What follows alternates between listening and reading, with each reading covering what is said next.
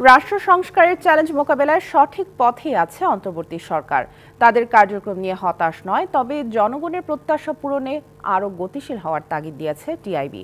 সকালে রাজধানীর ধানমন্ডিতে নতুন বাংলাদেশ কর্তৃত্ববাদী সরকার পতন পরবর্তী ১০০ দিনের পর্যবেক্ষণ নিয়ে সংবাদ সম্মেলনে সংস্থাটি এ তথ্য জানায়।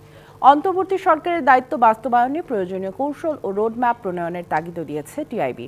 সংবাদ সম্মেলনে বলা হয়, সরকারের নানা উদ্যোগের পরও বাজার নিয়ন্ত্রণের সফলতা আসেনি। একই সাথে আইন শৃঙ্খলা বাহিনী পুনর্গঠনের সরকারি উদ্যোগ এখনও ধীর গতির বলে জানানো হয়।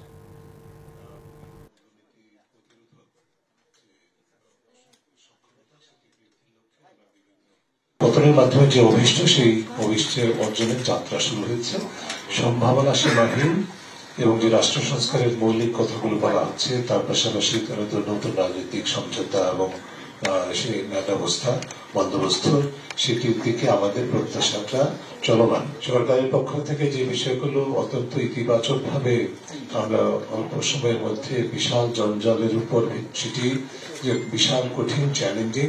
নগদের সর্বোচ্চ বার ১৬৭ টাকা রিচার্জে পাবেন ১ লাখ টাকা পুরস্কার। আরও আছে প্রতি সপ্তাহে পুরস্কার ও ক্যাশব্যাক।